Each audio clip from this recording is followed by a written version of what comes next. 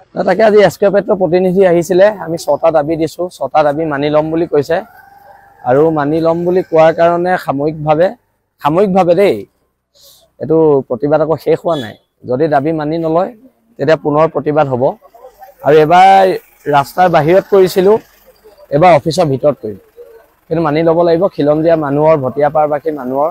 সকলো অভাৱ অভিযোগ যিখিনি আছে সেইখিনি তেওঁলোকে পূৰণ কৰিব লাগিব আৰু তাৰ বাদে তেওঁলোকৰ গত্যন্তৰ নাই আৰু এটা কথা এই আমি যি 5টা দাবী 6টা দাবী দিছো এই দাবীসমূহ আমি শিৱসাগৰৰ জ্যেষ্ঠ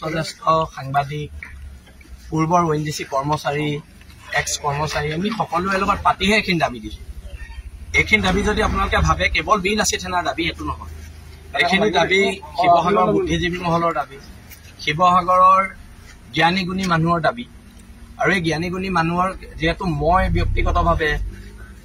অংকুৰ গগৈ ব্যক্তিগতভাৱে হৰ গগৈ ব্যক্তিগতভাৱে আমি এনেকুৱা অইল সেক্টৰ কামৰ লগত জড়িত নহয় আমাৰ অভিজ্ঞতা কম মানে প্ৰায় শূন্য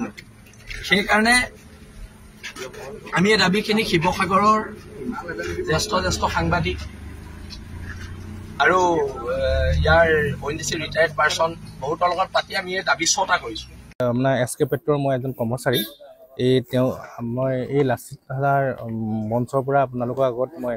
মানে তেওঁলোকে যিকেইটা দাবী দিছিলে 6টা দাবী দিছিলে সেই 6টা দাবী আমি পূৰণ কৰিম বুলি তেওঁলোকৰ আগত আমি অৱগত কৰিলোঁ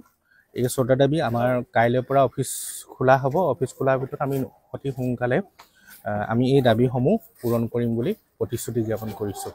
যিবিলাকত আপোনালোকৰ ৰিগ আছে তাত আপোনালোকে সামাজিক দায়বদ্ধতাটো পালন কৰিব লাগিব তাৰ যিবিলাক অনুষ্ঠান প্ৰতিষ্ঠান সেইবিলাকক ফুটবল কোচিং চেণ্টাৰ এটাই চলি আছে আমি যিবিলাক উপলব্ধি কৰোঁ মানে স্কুল এখনে ডেমেজ হৈ আছে বা ক'ৰবাত কিবা এটা কৰিব লাগে ৰাজহুৱা স্বাৰ্থজনিত সেইবিলাক আপোনালোকৰ দায়বদ্ধতাটো থাকিব লাগিব অনাগত দিনত বোলে আপোনালোকে ক'ৰবাত ৰিজুক কৰি গ'ল তাত যদি আপোনালোকে কাম নকৰে তাৰ ক্ষেত্ৰত কিন্তু চোকা দৃষ্টি ৰখা হ'ব কিন্তু তেওঁলোকে কৰি থাকে সেই জেগাৰ পৰা যদি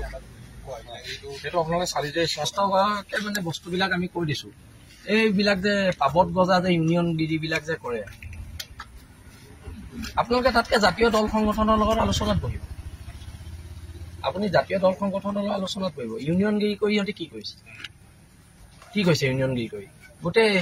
বদনামটোতো চব হৈছে এটা ল'ৰাই ইয়াত 10,000 টকা দৰমহা পায় তাৰ পৰা খাই দিয়ে 1 লাখ টকা ইয়াৰ পিছত চিংগল এইটো কৈ লওঁ 6 নম্বৰটো আছে বীৰ লাচিত সেনা অসমলৈ যি 6গৰাকী পৰিয়ালে ক্ষতিপূৰণ নোপোৱা অভিযোগ লৈ আহিছিল তেওঁলোকৰ পৰিয়ালৰ যোগ্য ব্যক্তিক সংস্থাপন দিম বা উচিত ক্ষতিপূৰণ দিম বুলি আজি এই পত্ৰৰ দ্বাৰা আপোনালোকে আমাক অৱগত কৰিলে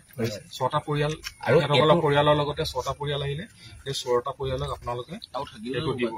তাৰপৰা উক্ত দাবীসমূহ সঠিকভাৱে ৰূপায়ণ কৰিম বুলি বীৰ লাচিত সেনা অসম শিৱসাগৰ জিলা সমিতিৰ প্ৰতিশ্ৰুতিবদ্ধ হ'ল আচলতে এই দাবীখিনি তেওঁলোকৰ ওচৰত আমি প্ৰেৰণ কৰিছিলোঁ যোৱাকালি আমাক তেওঁলোকে হোৱাটছএপত এইটো দিলে আৰু তেওঁলোকে আজি কপি লৈ আহিছে আৰু এই কপি গণতন্ত্ৰৰ ৪ৰ্থ স্তম্ভ আগতো আমি ৰাইজৰ আগলৈ আমি এই দাবী যিখিনি মানিছে এই দাবীখিনি আপোনালোকৰ আগলৈ প্ৰেৰণ কৰিলোঁ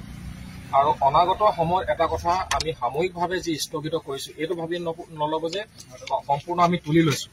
আমি সাময়িকভাৱে স্থগিত ৰাখিছোঁ আৰু অনাগত দিনত যদি আপোনালোকৰ কিবা গাফিলতি দেখোঁ তেতিয়াহ'লে কিন্তু সমগ্ৰ ৰাইজৰ সহযোগত পুনৰ গণতান্ত্ৰিক প্ৰতিৰোধ কাৰ্যসূচী আমি কৰিব পাৰিম মোৰ লখিমী কেইজনীয়ে ইমান বেছিকৈ গাখীৰ দিয়ে মনটো একেবাৰে ভাল লাগি যায় বিয়মৰ দানা খোৱাৰ পৰা মই বেছিকৈ লাভৱান হৈছোঁ আপোনালোকেও বিয়মৰ দানা খুৱাওক আৰু এইটো বেছিকৈ লাভ কৰক